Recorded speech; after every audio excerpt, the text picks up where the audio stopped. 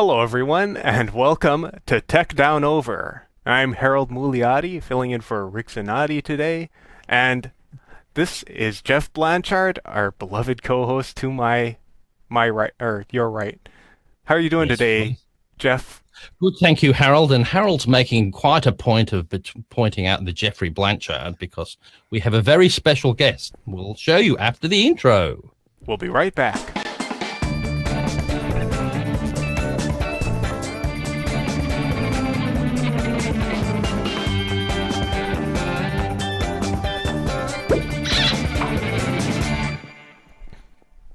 This show is sponsored by Relate Corporation at www.relate.com, your training and video partner. Hello, I'm Peter Baker. Please visit voiceovermasterclass.com to see details of the training courses I have on offer for new and existing voice talents to further their career by enhancing voice and technical skills as well as essential marketing tips. And in our center position of power, we've got Jeffrey K. Holbrook. If you've watched other RELATECast shows, you might recognize him from the weekly catch-up with Jeff Blanchard. How are you doing, Jeff? Doing fine. As you can see by my lower third, I am now retired, and I like being retired. But this is a really major transition in your life. You don't know how much changes whenever you retire. You've got to go over everything, your insurances, your automatic payments, and all that. I mean, Right, taxes. It's a major transition, but it's worth it. Yeah. And so that means that, well, I mean, you've got a lot of things to take care of, but once you sort out a lot of the stuff, then you don't have any excuse but to get into your photography and your voiceover. So what stuff are you planning to get into, Jeff? Well, the photography that I've been doing is more been, I was always kind of artsy and things. That was nice, but lately I've been getting into stock photography, and I'm finding that they don't want my artsy photography. They just want good, solid, clear images of very mundane things. And so I was, I got signed up with Shutterstock, and, you see on the videos online that there's really no sales expected until you have 100 pictures. And then, when you get 1,000 or so, you might start seeing a little steady money here and there, whatever. I've just gotten started in between all of the transition, and I've got 25 pictures on there, and I've made 3 small sales already with just 25 pictures on there. And so I'm really shocked, but they're what they accept and what they reject. I mean, they want very mundane, basic pictures that, are not really artistic at all. And it's an interesting transition for me to do, that instead of trying to make this art, You're quiet, Harold. Harold, Yeah, your mic. yeah, we seem to have lost your audio. You're, Oh, well, Shutterstock. How do they yes. do it? I don't quite recall. Do they have an exclusivity thing? Like, are you able to sell your photo that there and a bunch of other places, or do they make you only sell it with them? Shutterstock is the biggest. They seem to be the biggest, and they have 2 different types of photography.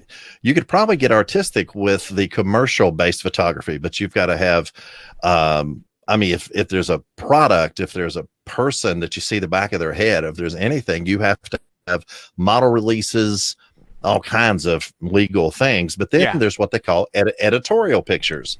You can walk out into the middle of the mall, take pictures of 200 people with all kinds of brands showing. As long as you tell them the date, the time, the event, what you were there, then it can be used in newspaper articles and things like that. And you don't make as much money on that, but I'm just finding that a very interesting exercise to do editorial pictures, and it's really fun. It really is Cool. And yeah, I mean, I've had a look also at that Shutterstock, because I'm trying to get started up with them doing the video side of it, because that's it is quite a good area to do. But like Jeff was saying, it's like that, the type of things they're looking for. They're not looking for the super duper great picture, because what they want is pictures that people will buy, and the people who are going to Shutterstock are people, say like me, or doing video training, e-learning things. They just want to see a mundane desk with a dirty rubbish bin sometimes. That can be a good picture, but with just an office scene that's got nothing, or else a dirty street with a garbage can overflowing. As long as it's set nicely, it's in focus, the colors, that's the more important thing with that, is the quality of how you do it, not so much the arty thing, how you've set it up. And that's the thing, because they want more of that day-to-day thing. And I think the good thing with Shutterstock as well, it's not exclusive. You can sell your things. Jeff! Oh, Rick Yes. said happy birthday. Oh yeah, Yes, it's your birthday. Happy birthday, Jeff. Where did that point come from? That was from. Okay, I was ready. Thank you. Oh yes, it's still my birthday there, isn't it? That's right. Yeah, It not still is here. Hey, you can have another one. That's right. Does that mean I'm 59 now because I've just had another one? Yes. So. There you go. I don't like. Right. No, Yes, but I've been trying. it just means I've been yesterday trying. you were 58 and a half. Well, that's right. Yeah, but I've been sort of looking at doing that for the video side of it. But like Jeff said, you've got to be very careful. You can take a picture of somebody in a boat going across the river. As long as if you don't get any logos, you don't see their face, and there's nothing in there that's copyrightable. Yes, you can probably sell it as a normal one, but as you said, it's the editorial side of it that you can get. It's not as much money, but hey, you can sell. Whereas if you go to Adobe, you can sell your things on Adobe. They will not accept. It's got to be all. They don't do the editorial side, so you can't get anything out of it. But somebody said to me as well, don't worry, okay, who can use editorial? Well, it's the person who actually buys your shot that's got the worry about it. If they use it wrongly, that's their problem, because people still buy. But And a presentation, but it's up to the person who buys it to use it as an editorial. Yeah. And some people buy it. And the other thing about the stock photos is, I guess I mostly know it from the other side, being a graphic designer, using the stock photos. And it's. I suppose that's the thing. A lot of times we're just using things that are kind of have a neutral tone to, not in terms of color, but just content-wise, showing the thing pretty neutrally, because there might be a lot of different ways that we want to show that specific thing. We might want, a picture of, say, I don't know, guy tripping over a shopping cart, but that could be used for a bunch of different contexts, and that's why just having it kind of as neutral and, I guess, objective as possible allows people to put it into different contexts. But a good One of so a good one. One of our previous guests, Gordon Jensen, does a nice course on doing video for Shutterstock, and that's the principles still apply for stills as well. But one of the things he was saying, you film a 2-minute scene of a boat going through nicely, the panning slowly up, but you do a 20-second grab of it leaving the jetty. Then you do another 20-second one in the middle, and another 20. They said because people want beginning that you don't know what they want, but you can make 3 out of the one shot. And same thing with video, with a still shot. It's 3 or 4 different angles of it, or different thing. Well, but that's the same. Well, somebody might want that little bit different. And as I said, well, it doesn't start making you money sometimes, but you get it up maybe 2 or 3 years later. Said don't worry, because that's just like getting it in the bank, because some things, like he says, he sells something today that he might have done 4 years ago, or Exactly. he might sell something he did put in yesterday. And then all of a sudden he's doing nothing for 6 weeks, putting things up, and all of a sudden he gets all these people sat buying a particular photo he did. But and you end up. Oh, I'm sorry. Go ahead. No, I said you end up seeing. You wake up and you say, "Oh wow! While I was asleep, I made a sale last night, and it could have been on something you did 2 years ago." The main thing I'm finding is interesting is you see people doing this all the time. Yeah. And so I mean, I have had images accepted that were on my cell phone. This is the S8 Plus. It's got 12 megapixel camera and everything. And so I've been able to have most of the pictures that I have been accepted have been on my cell phone. Now you can walk around with your cell phone all day long and nobody looks at you twice. But if you show up with this, Yes, then that's a problem because they think you're doing real photography or you're a spy. But you're doing exactly the same thing, but it's the device that's in your hand that makes the difference whether people get scared about it or not. That is true. I do think there is a small other side to that. I have noticed though is when you're using like a proper camera, then people will tend to if they see you're taking a picture of something, they'll tend to get out of the way. Whereas if you're just using your phone, they might stand right in front of you and just be, they don't care that their rear end is kind of right in front of your lens. Mm-hmm.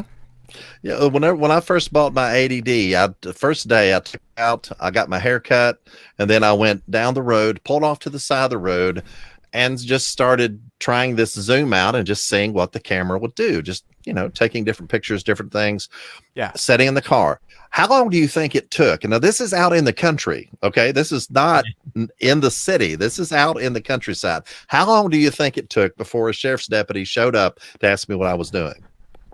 5 minutes. 5 minutes. 7. 7. Well, it took 7 minutes, and all of a sudden I'm just taking pictures, and I'm like, oh, it's okay.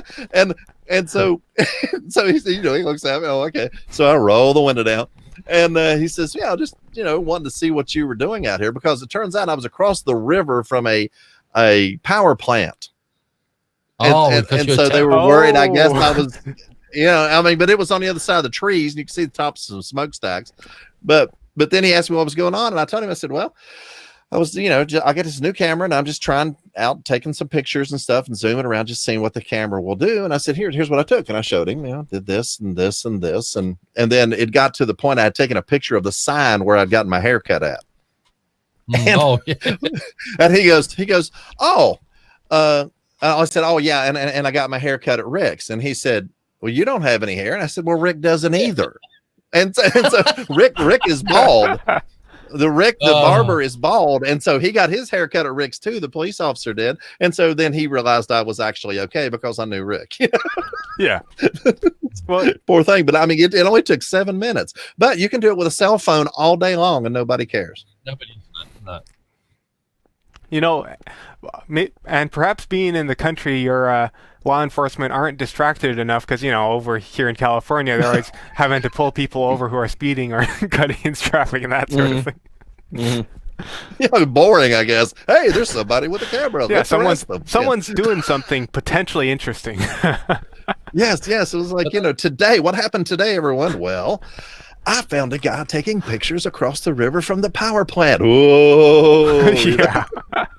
But isn't it amazing though, Jeff? And the most interesting pictures and the most interesting areas we all want to take pictures of, you're not allowed to. Like around airports, right. Train stations, they're all the things where you have nice escalators in shopping centers. No, you can't do any of those. They're all, and like I find some of the most interesting shots are in places you can't get. Like you'll be driving along the freeway. Oh, look at that! But you can't just stop. We do have a problem here. That's sometimes right, in yeah. some of the tourist the tourist spots. We have some of the visitors that just stop in the middle of the road and jump out and take the cameras out in the middle of the freeway. We've had that here. They say, they just stop the car and just stand up there and take pictures. So, but don't do that. One of the best pictures I ever took in my life. My wife and I have this system to where if I want to be doing some photography and we're just out driving around and where I have a hard time walking, a good zoom will get you some good pictures through a car window. Yeah. And so we had this thing to where I've got the camera with the lens on it sitting in her lap, and then I'm driving and I'll come to a point where I can pull off and stop, and then I'll get the camera and I'll take a picture. I saw a guy, we were at this lake and I was on this big breakwater over top of the lake, and I look down there and I see this guy getting ready to cast. Okay, it's a dirt road. I slam on the brakes, nobody behind me. I slam on the brakes, get the camera, turn around, and I nailed this shot where this guy, Jeff's seen it before, to where this guy was casting. And you can see the line going out from in front of it and I think I rendered it in sepia to make it, just to make it artsy, and it's one of the best shots I ever took in my life by grabbing a camera and within just a few seconds nailing it through the car window. And Yeah. you'd be surprised if you have a good zoom, what kind of pictures you can, because that helps you with your composition, and you can take good pictures through your car window. If you can't walk, that's all you've got. True. Yeah. Well, and there are a lot of nice things about Zoom too. You get that compression, and you get the really tight framing and that sort of thing. Mm-hmm. And hey, speaking of your ADD, before the show, we were talking a little bit about some new lenses that you've got, Jeff. Mm-hmm. You want to talk a little about those? Oh, sure. I already had the 50 millimeter 1.8, which again, this is a very inexpensive lens, but can come in handy for portraiture or something like that if you want to. I bought the 24 millimeter. These are both Canon lenses. 24 millimeter, pancake lens. It's a 2.8, which I was kind of disappointed. And of course, it's only about $130, so it's not really that expensive. But I was disappointed it was only 2.8 when the 50 millimeter was 1.8. I was thinking, why? But anyway, and I have used that. I actually used it that surprised me, using it in a room, just a room full of people. And I don't mean a large room. I just mean a regular room where you've got 10 or 15 people, and you can walk around in the room and take pictures. That 24 millimeter is actually, as a fixed lens, it's actually a very good lens for that. And that's a really good focal. It's really good for just taking pictures in a room like that. Mm-hmm.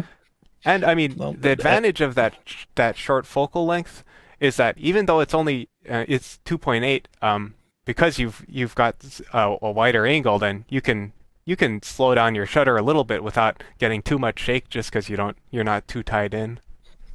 Mm-hmm. And but it's the first time I had tried that with the fixed lens like that for a while. And of course, you want as much light as you can get, and so it worked out great. I was talking about how funny I was telling my wife how funny I think pictures are that have the real close up dog nose pictures, where they're really distorted and things like that. And so my wife bought me this lens, and it's a manual lens. It's made for Canon. Here's the actual brand name of it, Optica, I guess you would say. But it is a 6.5 millimeter fisheye lens, and as soon as I get the chance, I'm going to try to take some pictures of our cat. And my brother has dachshunds. And so I think they're going to be really funny whenever you get those. But it's actually it fits right on the Canon, but as a manual focus lens. So that's just going to be fun to play with. That was great. But the one that I'm really excited about is this Tamron 18-400 lens. I don't know. It's on my ADD right now. It's where it lives. Let's see if I can. Oh, okay. Let's see if you can see all the information on it. If I can get it in there where it's supposed to be. Nope, not happening. There it is. Will it focus? Will it focus? Yeah. Yeah, okay. We've got it. Yeah, but anyway, it starts at 3.5 and goes all the way to like 6.3 or something like that. And I love this lens. It goes down to 18 millimeters. So and again, setting from the car window or somewhere, you can actually really zoom. It's what it replaced was the Canon 28-80. That was the kit lens with my original EOS Elan film camera that I was using, and then the 75-300 where I had to try to switch lenses. When you're using a forearm crutch, it's not easy to switch lenses, and you don't want to drop one and mess it up. This one goes straight from 18 all the way to 400, so it really makes sense. And I'm finding that I find it easier with arthritis and stuff to handle this large camera than I do a smaller camera, like a bridge camera or something. I find it's much easier to handle. It's just a good handful, and you can, and the weight's reassuring, and you feel like you really took a picture, Yeah. Yeah, I do feel there is something about the bridge cameras. While they can do a lot of that kind of stuff, especially with the super zooms. I don't know. I always find the DSLRs just feel a bit better. They're a bit not necessarily always heavier, but just something about the build quality. I don't know. This I always Now like. there's a real camera. This is just like the FZ1000, but that's all one I like to use because it's just easy to use. It's a fixed lens and all that, and it's just so good to use. You just get up there and 25 to 400. So zooms in very good. And I'm just so impressed with the quality of it. I get the GH5, which is supposedly much better. The camera GH5 feels much better built. This is a bit lighter and plastic here.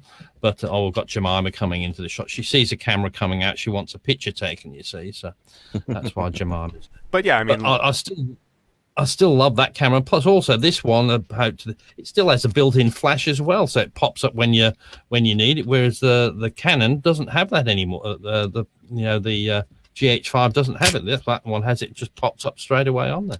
Not that I'll use it much, but it's a good all-rounder that I love because it's a cheap one. I don't mind throwing it in the bag and getting knocked around. Have it on your side, banging along. So you get more shots out of your cheaper ones because you don't care. Whereas dearer ones, no, I'll put that back in the case. I don't want to damage it.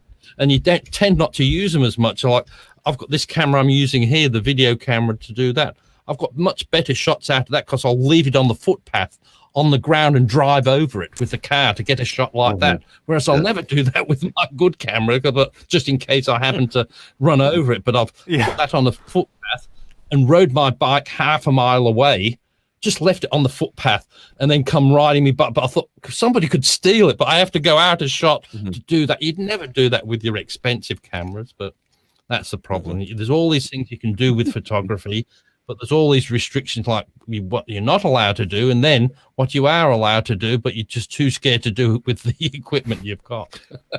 You don't like to do it. You notice that on YouTube channels too. I know a guy that he has this older camera and he talked about his equipment and he's got a new camera and he does all of his stuff, but he's got this one camera and it's the expendable crew member camera, like on Star Trek. I imagine it's red. It's probably got to be because of that. I have seen him mount this camera on a tree. He's building a log cabin and then cut the tree down.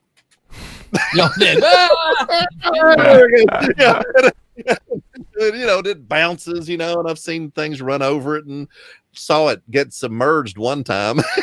it was I think it's probably a GoPro or something, but I'm serious. This thing has been wet. I've watched it fall off of things. I mean, and then just drop long distances and the thing is still going, but he gets some really cool shots because like you say, Jeff, he is not afraid to risk it.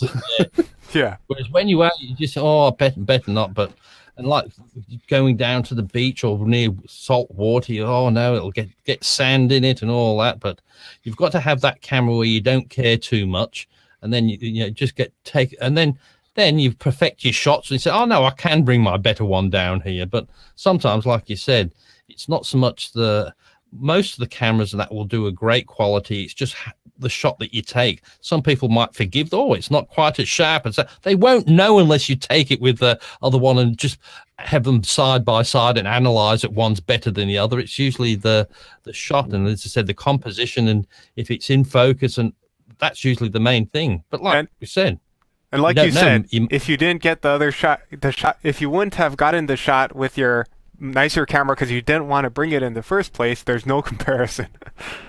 Yeah, and like I do that all the time. I'll take my camera, but I don't want to leave it in the car when I'm going. Oh no, somebody will steal it. Then you take cheap one. Don't care about that. Nobody does, but you just don't want to leave things, your more expensive stuff. So sometimes the cheap, nasty things usually do much better jobs. Well, the other day I had my real camera in the bag in the car. My wife and I stopped to browse an antique shop. And I thought, I'd love to go in there and take some pictures because I'm sure I can get some stock stuff from old phonographs and displays and, different things. And so I thought, if I take it in there, they're going to be wondering, what are you doing? So I just took my phone in and right in front of them before I did anything else, I started taking pictures of things with my phone. And I still have not gotten all the pictures uploaded to Shutterstock that I took, and they're accepting them one right after the other. These 12 megapixel pictures on my phone of various, antique, old, vintage things.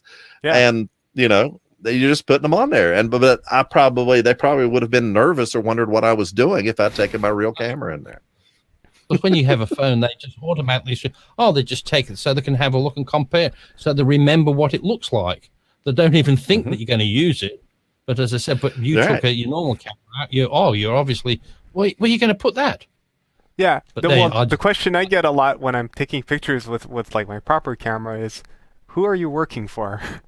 Sure. Yeah. Yeah. I said the CIA. You say the CIA. Yeah. Who do you think? Get you a badge or something. You can hold up a badge, turn it over. Yeah, so and just look at them. I just had this. I just had this picture though, Jeff, of you and your wife in the car suddenly stopping, and then there you with his big lens stuck out the window. I thought you just looked like your Private Eye Incorporated. There he is. There's the husband. He's going into the restaurant. Get the camera out. And I thought, there's somebody on the sidewalk, and the lens extends so far whenever you zoom that you hit them in the head with it. 3 feet, whack. What a great shot. Who's going to suspect the guy with the crutches on there? He's not going to be the private investigator. But then again, that's the people who are. Yes, that's right. The most unassuming. Yes, you get in there and you fake it and you look like you're in pain. Well, I really am, but you look like you're in pain wherever you're doing. You're trying to sit down on a bench, and then they feel sorry for you, and you're taking pictures from that bench, and then they just leave you alone. Hey, you can use it. It's a bit like in retail when I was first started in retail. I said if the customer looks like $1 million that they could afford $1 million, they're probably not. he said because people who have that don't care, but the people who try to make out that they are will get done up. And it's like you said, people wouldn't suspect the person in the wheelchair or with the crutches, but they're the ones they're okay. You would just accept them there. So. Anyway, what off the That's the way it goes. Yeah, if you're trying to fly in an airplane, then the people in the wheelchairs are the ones they target. Because they feel like you've got something hidden in the tubes of your wheelchair and stuff like that. Right. But I was just saying to last week though, I think I just now taking pictures and video and photography. I wish I had the equipment and I had all the things I did right back in the 80s, because in the 80s. People used to want you to take your camera out, film us. They used to just want it. It was, it was magic that somebody was going to put you on a video recorder and you could take your camera. Like I remember, I took my camera around the world, and not one person told me, "What are you doing?" And I took it out everywhere. You took it out at airports. You took it out on the plane. You took it out going into the plane. So, I have the equipment. I have the equipment you were talking about. I still have it. The old 35mm proper film cam. Mm-hmm. I did have my old Canon. I gave it to a friend because he's got a collection. So I said, well, you might as well have it collecting dust in your collection than here. So I gave him my old Canon AE1 back from the 80s from when I took it with me to Los Angeles, as well as the video camera, I think. But that was an earth-shaking camera. Just amazed me that back then, nobody cared. You could take pictures of everything, but as I said, now everybody's so worried that you're going to be doing the wrong thing. But I always think, well, I don't know why people worry out in the streets, because the pictures everywhere anyway, like the satellite things that people can look. If you're going to be doing the wrong thing, well, you're not going to be out there in the open taking a picture. And as I said, I don't think that's going to stop anybody doing anything. I think it would be nicer if people didn't react so badly. But I suspect that people are just worried that they're going to show up in some rude internet picture or something that will get spread like a around. Meme. Yeah, I'm a meme. Like the one with and the cat, So. Yeah. But people's images are everywhere. But the thing is with that, there's so many people, so many of us consuming that. You can put things up, put it all public everywhere, and unless you've got something really quirky, nobody's really interested. Unless you push people to see it, you've got to have something really that, like, you put. I put something on there for somebody to do, and that it wasn't opened, and I said, I put something up on the internet, open for everybody, and I kept track of it, and I said it was there a whole year, and not one person stumbled across it. And I said, so, because there's so much, but it was nothing it was only unique to them that they wanted. But as I said, that's fine. I said, there's so many things people are looking for. You've got, I'll tell you what, you've got to probably, like when people say on the news, when people watch the news, the less chance if you go on the National 9 News, nobody will know it because nobody's watching that.